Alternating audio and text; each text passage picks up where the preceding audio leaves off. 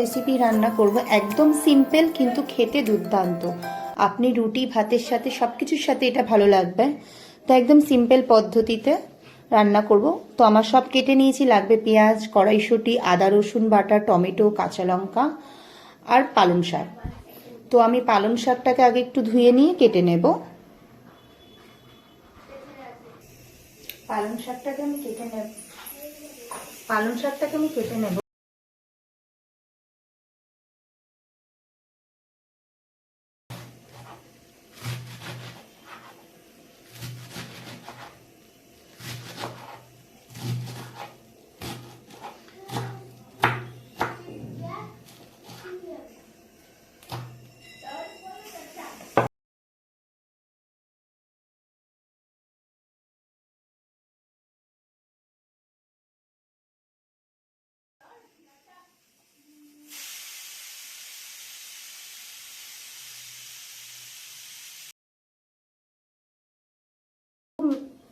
ঝিরিঝিরি করে কাটার দরকার নেই, মোটামুটি এইভাবে কাটলেই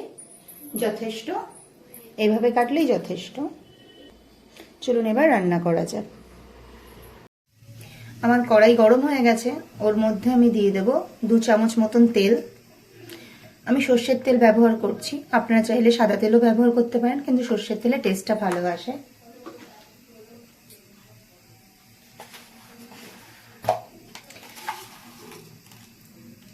দিয়ে দেবো এখানে ছোট চামচের একদম 1 চামচ মতো জিরে আর সামান্য পরিমাণ হিং। তেলটা গরম হলে হিংটা দেবেন, এতে গন্ধটা বেশ ভালো ছাড়ে। আর দিয়ে দেবো কেটে রাখা পেঁয়াজ। আমি ছোট সাইজে 2টো পেঁয়াজ আছে।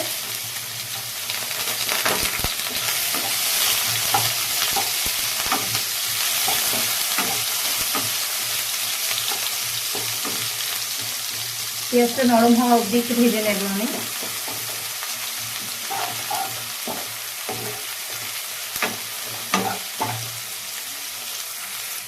পেঁয়াজের কালারটা একটু চেঞ্জ হয়েছে, নরম হয়ে গেছে। এর মধ্যে দিয়ে দেবো 1 চামচ মতন আদা রসুন বাটা।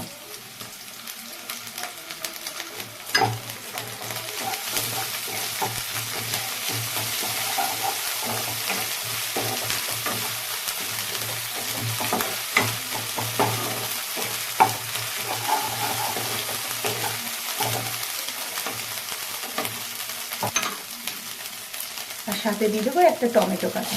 মানে একটা বড় সাইজের টমেটো কাটা রয়েছে, একদম ছোটো ছোটো করে কেটে নিয়েছি।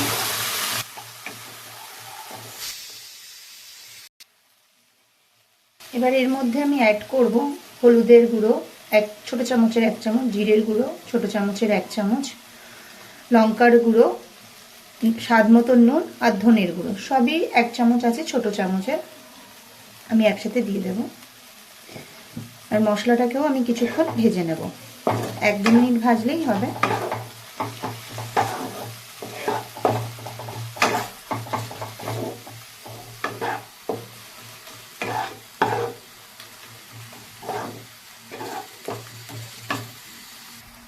সাথে এর মধ্যে অ্যাড করে দেবো মটরগুলো আমি ধুয়ে নিয়েছি।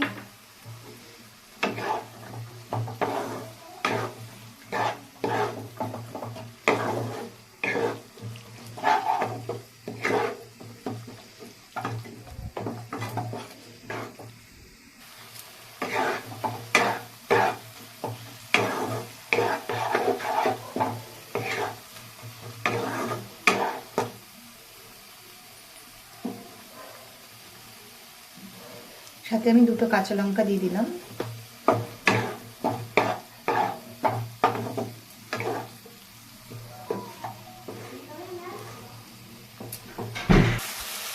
তো আমার মশলাও ভাজা হয়ে গেছে, আমি এর মধ্যে অ্যাড করে দেব কেটে রাখা পালং শাকগুলো।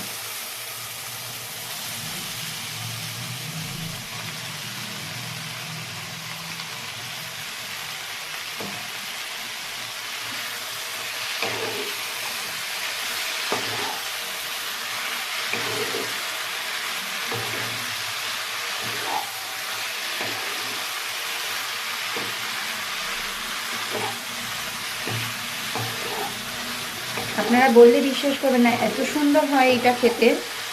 আপনারা একবার বাড়িতে বানিয়ে দেখবেন, তারপরে আমাকে কমেন্টে জানাবেন। খুব সুন্দর লাগে খেতে, আর রুটি দিয়ে তো দারুণই লাগে, রুটি পরোটার সাথে।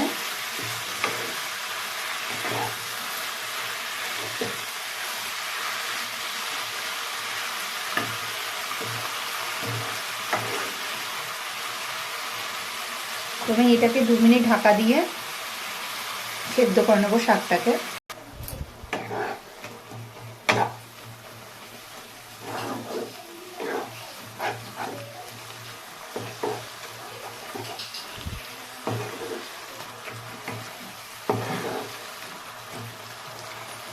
এর মধ্যে এবার আমি যেটা সেটা হচ্ছে ভাজা বেসন। বেসনটাকে আমি ভেজে নিয়েছি, এখানে 2 চামচ মতন আছে, বড় চামচে। ভেজে নিলে গন্ধটা চলে যায় বেশ। আর এই বেসনটা দেওয়ার একটাই কারণ, জিনিসটাকে থিকনেস করার জন্য শাকটাকে, আর খেতে ওই স্বাদটা অনেকটাই বাড়িয়ে দেয়।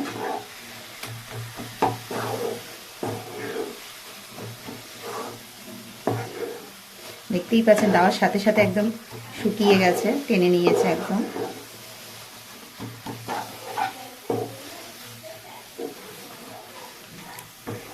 নুনটা অবশ্যই দেখে নেবেন।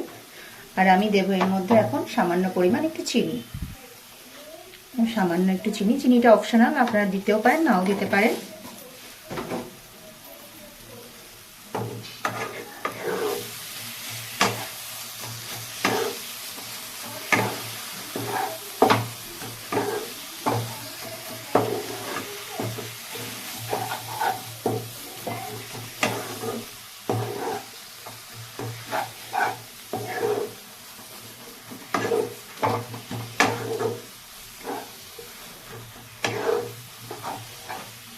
অলমোস্ট আমার রান্না রেডি।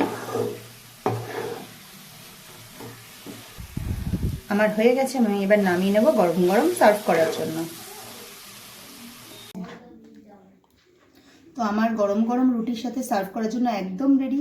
তো আমি এখানে 1 চামচ ঘি দিয়ে দিলাম, যেহেতু রুটির সাথে খাওয়াবে। তো আপনাদের যদি রান্নাটা ভালো লাগে আমার চ্যানেলটা সাবস্ক্রাইব করে দেবেন। Thank you. ঠিক আছে।